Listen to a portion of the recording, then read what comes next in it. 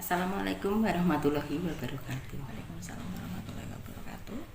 Perkenalkan, saya Titik Nisoli Khatun, CGP Angkatan 10 Kabupaten Grobogan. Pada kesempatan ini saya akan melangsungkan wawancara dengan Ibu Dwi Yulia Rima Anggrani, Kepala Sekolah SD Negeri 4 Sulur Sari. Assalamualaikum Bu Rima. Waalaikumsalam warahmatullahi wabarakatuh. Bu Titik, Bagaimana kabarnya hari ini? alhamdulillah baik Bu Titik. Bu Titik sendiri bagaimana kabarnya? Alhamdulillah kabar baik dan sehat. Bu Rima sudah lama menjadi kepala sekolah di sini. Untuk saat ini saya belum ada 1 tahun Bu Titik. Tepatnya kurang lebih baru 10 bulan saya di sini. Nah, dalam waktu 10 bulan itu apakah ada kasus-kasus, terutama itu ya, kasus dalam sekolah ini yang pengambilan keputusannya itu melalui dilema etika atau bujukan moral gitu? Ya, tentu saja ada Bu Titi. Dalam perjalanan waktu selama saya menjadi kepala sekolah, meskipun belum ada 1 tahun, itu pasti ada kasus-kasus baik itu dilema etika maupun bujukan moral, di mana dilema etika itu benar lawan benar dan bujukan moral adalah benar lawan salah. Ya, itu pasti ada. Selama ini ya, kasus apa yang Bu Rima rasa paling berat ya, dan bagaimana dalam pengambilan keputusan di sekolah, terutama untuk kasus-kasus di mana ada 2 kepentingan yang sama-sama benar atau kepentingan yang sama-sama mengandung nilai kebajikan? Iya, saya akan menceritakan sebuah kasus yang saya alami ya Bu Titi. Ketika saya masih baru di sekolah ini sekitar 1 bulanan mungkin, itu kebetulan musim penghujan saat itu. Nah, ada guru kelas 6, kelas 5 itu melaporkan bahwa anak-anak itu setelah hujan angin itu mengepel ruangan kelas begitu. Saya kira hanya sekedar bocor Bu Titi. Namun ternyata berdasarkan cerita Bapak Ibu guru dan setelah saya cek ke dalam kelas, itu ternyata karena ventilasi yang terbuka lebar dan posisi tembok yang tinggi dan gentengnya itu hanya sedikit begitu. Nah, akhirnya kalau hujan angin airnya tuh masuk semuanya, jadinya tempias. Kalau hujannya beberapa hari berturut-turut ya setiap hari itu juga anak-anak mengepel dulu sebelum belajar gitu. Nah, itu menurut saya merupakan dilema etika karena saya harus mencari solusi bagaimana anak-anak saya dapat belajar dengan nyaman. Kalau saya segera mengatasi itu merupakan hal yang benar. Namun di sisi lain, karena saya masih baru dan saya melihat penganggaran di sekolah itu belum ada anggaran untuk menutup atau melakukan sesuatu hal yang dapat menjadi solusi dari ventilasi yang terbuka lebar itu tadi. Jadi ada hubungannya dengan keuangan. Kalau saat itu saya memaksakan keuangan yang sudah dianggarkan untuk yang lain kemudian dialihkan ke situ, itu sepertinya kok ya kurang bijak begitu. Istilahnya itu darurat keuangan tidak mendukung Nah, gitu ya. betul sekali Bu. Iya, istilahnya itu darurat. Tentunya semuanya butuh biaya, tapi tidak mendukung. Nah, bagaimana ini saya mengatasi begitu? Itu ceritanya. Terus langkah-langkah atau prosedur seperti apa yang biasa Bu Rima lakukan selama ini? Iya. Saya mengacu pada kasus tersebut ya Bu. Jadi untuk mengatasi kasus tempias tadi yang tiap hari anak-anak ngepel, energinya sudah terkuras dari rumah semangat belajar, mau belajar harus ada drama mengepel-ngepel kelas dulu. Ini yang pertama saya tanyakan kepada teman-teman, bagaimana kondisi keuangannya. Oh ternyata belum ada penganggaran untuk itu. Jadi saya harus berdiskusi juga dengan teman-teman yang lain, bagaimana sebaiknya untuk mengatasi masalah ini yang sebaiknya harus segera diatasi begitu. Setelah saya berunding, saya bertemu dengan Bapak Penjaga. Kebetulan Bapak Penjaga sekolah saya itu sangat memahami kondisi di lingkungan sekolahan saya Bu Titi. Jadi beliau bercerita, ternyata dulu sebenarnya itu sudah ditutup dengan plastik, namun karena termakan waktu akhirnya berlubang lagi karena plastiknya rapuh. Kemudian Bapak Penjaga memberikan alternatif solusi. Yang pertama ditutup dengan plastik. Nah, yang ada kelemahan dan kelebihannya. Kelebihannya adalah harganya terjangkau, namun kelemahannya adalah sirkulasi udara nanti tidak terlalu bagus dan cepat rusak. Betul. Kalau cahaya tetap bisa masuk. Itu opsi yang pertama. Wah, ini menurut saya menarik ini untuk kondisi saat ini, yang harus segera diselesaikan begitu. Tapi kok saya berpikir kalau nanti tak plastik ya nanti sebentar ya rusak lagi begitu. Opsi yang berikutnya menggunakan fiber. Kalau Pak Penjaga saya cerita itu Bu, kalau fiber itu nanti cahayanya tidak bisa masuk, harganya lebih mahal daripada plastik dan lebih awet, namun cahaya tidak bisa masuk dan sirkulasi udara kurang membuat nyaman begitu. Dan yang ketiga adalah kaca Bu. Dengan kaca cahaya masuk, agak awet juga ya, namun tadi sirkulasi udaranya kurang bagus. Yang keempat, ini ada 4 solusi, membuat semacam kanopi dari baja ringan ya, tentunya bisa cahaya masuk, sirkulasi udara bagus, namun harganya mahal. Nah, saat itu kondisi keuangan belum ada anggaran untuk itu, begitu ceritanya. Jadi saya harus memutuskan bagaimana sebaiknya begitu. Terus hal-hal apa saja yang selama ini Bu Rima anggap efektif ya dalam pengambilan keputusan pada kasus-kasus dilema etika ini? Iya, dalam kasus tersebut akhirnya saya mengambil keputusan dengan apa? Mempertimbangkan Bu. Ini yang jangka panjangnya. Nah, ini jangka panjang berarti kan saya memilih yang lebih awet. Kemudian saya berpikir pada kenyamanan anak dalam belajar. Jadi intinya keberpihakan kepada murid itu. Jadi yang menjadi fokus saya dalam pengambilan keputusan di sekolah adalah keberpihakan kepada murid Bu Titi. Hal-hal apa saja yang selama ini merupakan tantangan dalam pengambilan keputusan pada kasus dilema etika ini Bu? Hal-hal yang selama ini menjadi tantangan dalam memutuskan dilema etika adalah sebagai pribadi saya sendiri yang saya merasa menjadi orang yang tidak enakan Bu Titi. Jadi meskipun itu benar lawan benar, tapi ada satu sisi terkadang ketika kita membuat keputusan itu tidak bisa memuaskan atau menyenangkan semua orang begitu. Jadi terkadang mungkin keputusan itu tepat, tapi karena saya merasa tidak enak dengan orang lain, akhirnya saya ragu-ragu begitu. Itu yang menjadi tantangan saya Bu. Jadi kayak masih pelin-pelan begitu saya dalam mengambil keputusan karena merasa tidak enak dengan orang lain, kasihan gitu. Itu rasa kasihannya tingkat tinggi ya, ini ya. Rasa kasihan, rasa tidak enaknya itu tingkat tinggi. Apakah Bu Rima itu memiliki sebuah tata cara atau jadwal tertentu dalam sebuah penyelesaian kasus dilema etika? Apakah Bu Rima langsung menyelesaikan kasus itu di tempat atau memiliki sebuah jadwal untuk menyelesaikannya? Bentuk atau prosedurnya itu seperti apa? Tolong dijelaskan ya Bu. Baik, kalau masalah jadwal atau tata kelola dalam pengambilan keputusan saya rasa tidak ada ya Bu ya. Jadi tergantung urgensi atau mana dulu yang harus diprioritaskan, mana dulu yang harus segera diselesaikan, ataukah permasalahan itu butuh penyelesaian yang pelan-pelan, harus berpikir panjang, butuh diskusi dan lain sebagainya. Itu saya rasa tergantung permasalahannya, jadi kondisional atau situasional gitu Bu.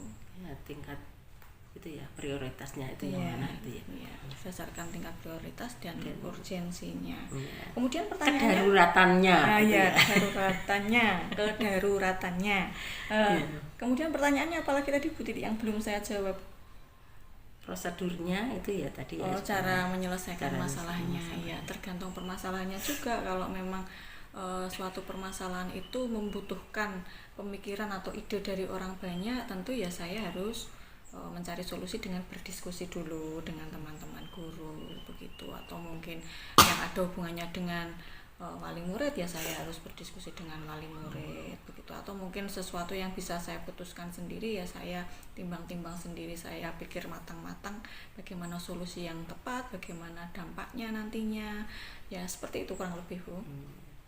Tapi itu prioritas utama adalah diskusi ya Bu. Iya, prioritas utama diskusi Bu. Untuk lebih memantapkan pikiran saya itu biasanya saya senang dengan berdiskusi.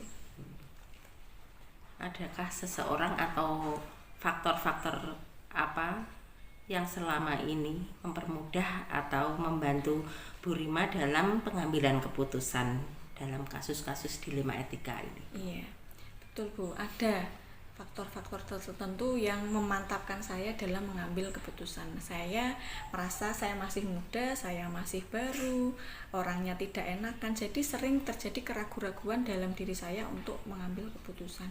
Dan faktor yang memantapkan saya itu adalah orang yang saya pandang itu orangnya menjadi panutan untuk saya. Jadi kalau saya memiliki misalnya solusi A atau B, saya bertanya pada orang yang saya percaya tadi, orang yang menjadi panutan saya. Kalau dia bilang A, nanti saya berarti saya lebih mantap yang A. Tentunya gitu. Lebih senior itu ya. Lebih senior dari saya Bu. Ya karena masih muda itu ada keraguan-keraguan, jadi kayak lebih percaya kepada senior begitu.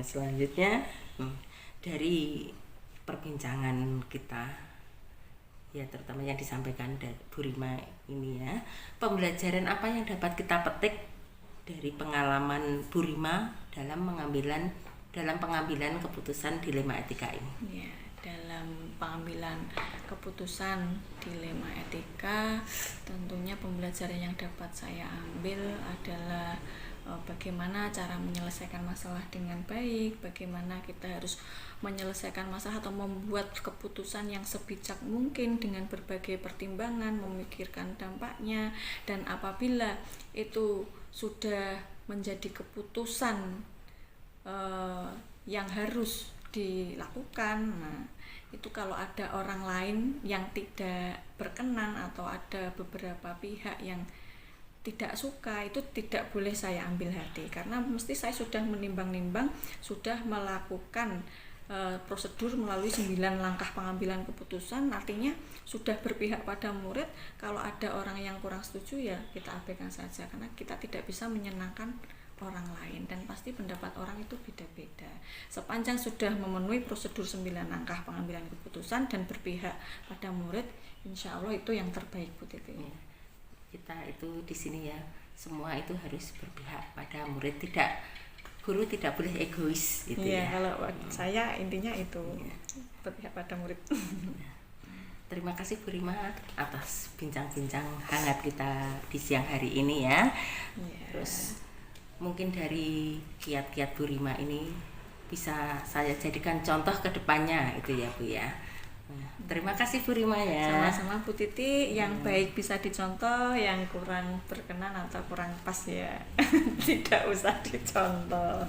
Sama-sama Bu Titi. Demikianlah tadi perbincangan saya dengan Ibu Yulia Rima Anggreni, Kepala Sekolah SD Negeri 4 Sulursari.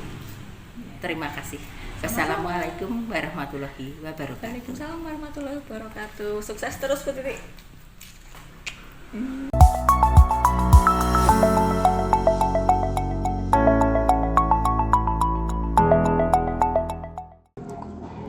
Assalamualaikum warahmatullahi wabarakatuh. Saya Titi Dewi Solihati, DPP Angkatan 10 Kabupaten Bogor. Pada kesempatan kali ini, saya akan melakukan wawancara dengan kepala sekolah di tempat saya bertugas, yaitu dengan Bapak Suto selaku kepala sekolah SD Negeri 1 Bogor. Assalamualaikum Pak Suto. Gimana kabarnya hari ini? Alhamdulillah sehat, baik saja. Terima kasih Pak waktunya. Silakan mengenai pengambilan keputusan yang di dalamnya kasus ini. Saya siap menjawab saksi. Pak Ito menjabat kepala sekolah. Selama ini bagaimana Bapak dapat mengidentifikasi kasus-kasus yang merupakan dilema etika ataupun rujukan moral? Terima kasih untuk mengidentifikasi kasus-kasus seperti ini. Kita analisis kasus-kasus itu, apakah kasus itu merupakan kasus yang baik atau kasus yang buruk. Jika terdapat kasus yang baik, maka yang satunya baik, yang satunya kurang baik, maka di situ akan rujukan. Dengan jika kasus itu baik semua, maka itu adalah merupakan dilema.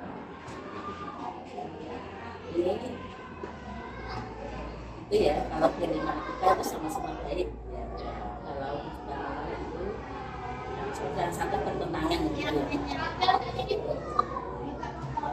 Selama ini bagaimana Bapak menjalankan pengambilan keputusan di sekolah, terutama untuk kasus-kasus yang dimana ada dua kepentingan yang sama-sama benar atau sama-sama mengandung nilai kewajiban.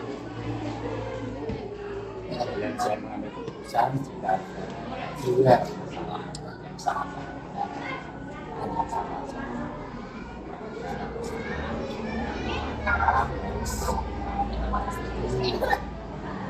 yang diimplementasikan dari sistemnya Ini menggunakan skala prioritas. Terus selanjutnya langkah-langkah atau prosedur seperti apa yang biasanya Bapak lakukan selama ini? Langkah-langkah yang saya lakukan, yang pertama saya analisis dulu tentang masalah. Yang kedua adalah prioritas mana yang harus diselesaikan. Kemudian yang berikutnya adalah saya pastinya itu mencari orang-orang yang lebih berpengalaman. Yang ketiga, yang berikutnya adalah saya musyawarahkan dengan teman-teman guru dalam satu sekolah. Tentunya kami pasti tidak akan menggunakan kolaborasi gitu. ya. Hal-hal apa saja yang selama ini Bapak anggap efektif dalam pengambilan keputusan pada kasus-kasus dilema etika itu? Yaitu yang paling efektif adalah yang pertama saya harus mengevaluasi pada saat ini, kemudian prioritas tadi, kemudian yang saya lakukan adalah dengan cara mencari istilahnya referensi dari orang yang lebih tahu, kemudian mencari nasihat dari atasan, dan semuanya itu pasti sekali lagi berbeda-beda. Hal-hal apa saja yang selama ini merupakan tantangan dalam pengambilan keputusan pada kasus-kasus dilema etika ini? Tantangannya itu ya itu, jika ada kasus yang sama ini adalah merupakan dilema etika. Ya, jika kasus itu tidak sama itu merupakan rujukan dan mana yang harus saya selesaikan tentunya tadi pada saya pasti akan berbicara. Apakah Bapak memiliki sebuah tata cara atau jadwal tertentu dalam pengambilan atau penyelesaian kasus etika kelima ini? Apakah Bapak langsung menyelesaikan di tempat atau memiliki sebuah jadwal untuk menyelesaikannya? Itu atau prosedur seperti apa yang dijalankan Pak? Saya tidak mempunyai jadwal penyelesaian masalah. Jadi yang saya lakukan adalah jika terjadi masalah, maka masalah itu akan saya analisis. Apakah masalah itu harus segera diselesaikan atau bisa diunjuk waktu? Pasti masalah itu akan saya bicarakan dengan teman-teman bersejalan dan umumnya pasti saya akan mendapatkan Karena itu kasus itu tidak semuanya gitu ya Pak ya. Kadang datang tiba-tiba, makanya ya tidak perlu dijadwalkan, tidak harus dijadwalkan dan tidak perlu gitu ya Pak. ya. Semoga saja supaya tidak ada kasus ini. Ini Apakah seseorang atau faktor-faktor apa yang selama ini mempermudah atau membantu Bapak dalam pengambilan keputusan dalam kasus-kasus dilema etika ini? satu itu dari percaya diri pada saya. Kedua adalah faktor dari orangnya lebih tahu tentang masalah itu. Yang ketiga adalah musyawarah dari teman-teman. Yang keempat adalah arahan dari atasan.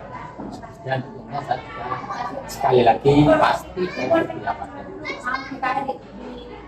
Dari semua hal yang sudah kita tadi, pembelajaran apa dapat kita petik ya dari pengalaman Bapak mengambil keputusan etika kelima ini? Kelima etika ini. ya, sekali saya tentunya dalam keseharian ini pasti ada masalah. Masalah itu ada masalah yang mengandung nilai kebajikan, ada yang tidak mengandung nilai kebajikan atau masalah yang tentunya kami akan menganalisis masalah-masalah itu dan harus dilaksanakan dengan baik, dilaksanakan dengan kolaborasi teman-teman kita. Terima kasih atas waktunya di siang hari ini, dan saya akan mengambil trik-trik apa yang bagus untuk kedepannya untuk mengambil keputusan selanjutnya. Sama-sama. Semoga perbincangan kali ini bermanfaat dan saya ucapkan terima kasih. Demikianlah tadi perbincangan saya dengan Bapak Sunarto Kusnedi, Kepala Sekolah SD Negeri 1 Purwokerto. Terima kasih. Wassalamualaikum warahmatullahi wabarakatuh.